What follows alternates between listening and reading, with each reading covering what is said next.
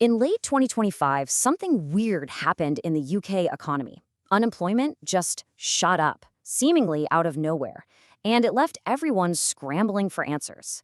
So what happened? Was this some kind of planned slowdown that just spiraled out of control? Or was something else going on?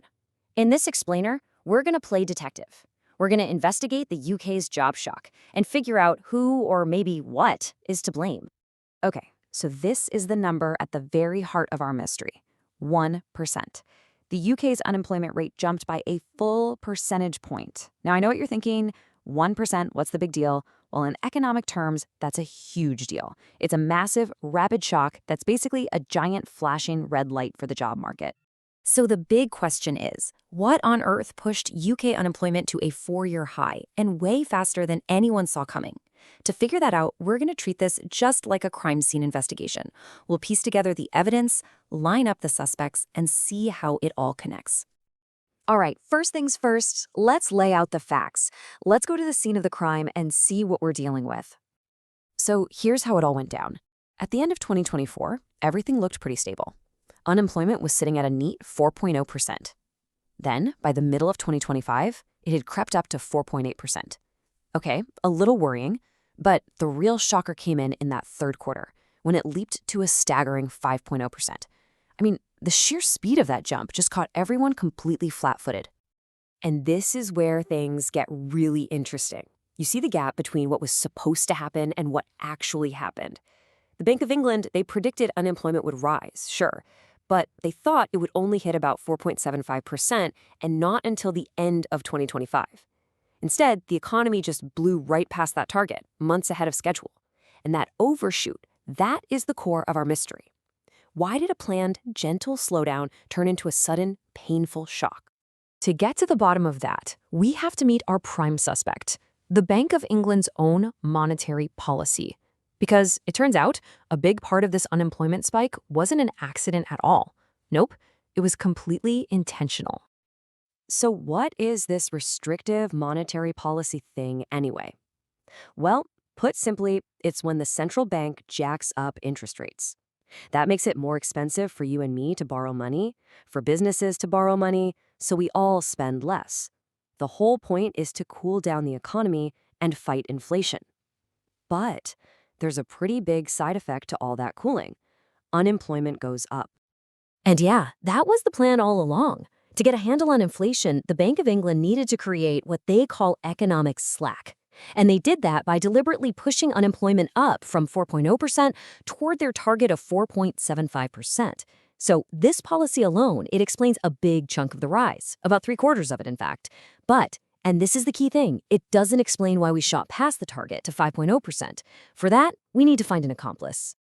And that accomplice showed up in the form of a major, and I mean major, fiscal policy change. You know, it's like the Bank of England was gently tapping the brakes to slow the car down, and then the government came along and just slammed its foot on them. It turned a planned slowdown into a really painful jolt.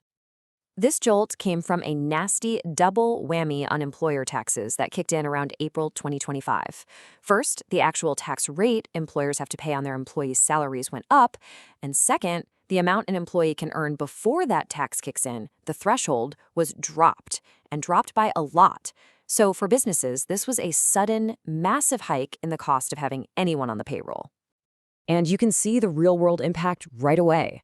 I mean, if you're a business hiring someone on minimum wage, your costs just jumped by £770 a year, just like that. For a median earner, an extra 900 quid. Now imagine that multiplied across your entire workforce.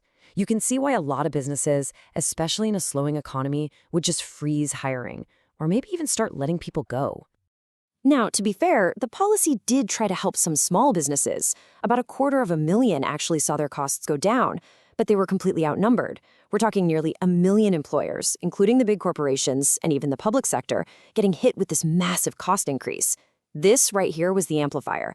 This was the thing that pushed unemployment way past the bank's target. But hold on, our investigation isn't quite over yet. Beyond our two main culprits, there were some other background factors lurking around. So let's take a look at these other persons of interest. First up, a suspect that's on everyone's mind these days, artificial intelligence. You know the narrative. Anytime unemployment ticks up, you hear people say, yep, the robots are finally coming for our jobs. But when you look at the data, it tells a slightly different story. The big fear is mass layoffs, right? AI just replacing people left and right. But its biggest impact in 2025 was actually on hiring. It created what you could call recruitment friction. Basically, companies found that their current staff, supercharged with AI, could do more work. So they just stopped hiring for as many entry-level roles. So AI didn't cause the shock, but it definitely made it harder for new people to get into the job market.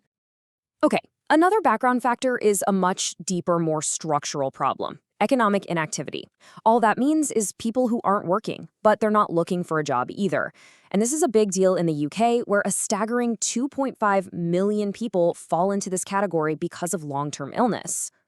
So what does this have to do with anything? Well, it shrinks the available pool of workers. The labor pool gets smaller. And with a smaller pool to work with, the Bank of England's job gets a whole lot harder. To create that slack they need to cool inflation, they have to push the unemployment rate for the active workforce even higher. So again, this inactivity didn't cause the shock, but it created the perfect conditions for it to be much, much worse. Okay, we've looked at the evidence, we've interviewed all the suspects. Now it's time to put all the pieces together and deliver the final verdict on what really caused the UK's job shock. So our thinking here is pretty straightforward. Step 1, we start with the baseline, that planned 0.75% rise that was going to happen anyway because of the Bank of England's policy. Step 2, we add the big amplifier, that unexpected tax hike on employers that really pushed things over the edge.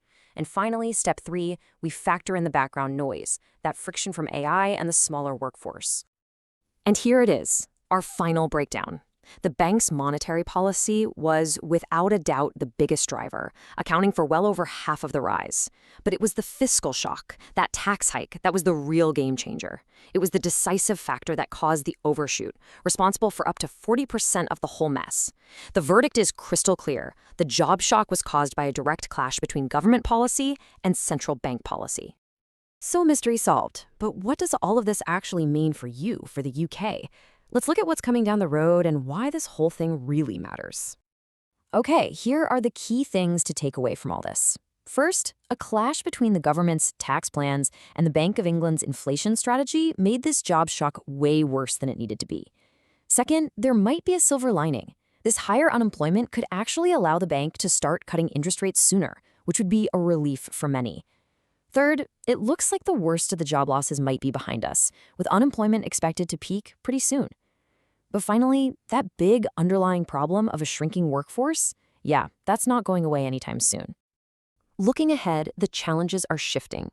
This particular job shock was driven by policy decisions, by people and spreadsheets. But the role of AI is changing. It's moving from just being a drag on hiring to becoming a more direct force of job displacement in the years to come. And that leaves us with one last big question. We've just weathered a storm caused by a collision of human policy. But as that storm fades, are we standing on the shore about to face a brand new one, driven not by politics, but by algorithms? The policy shock might be over, but you have to wonder, is the AI shock just beginning?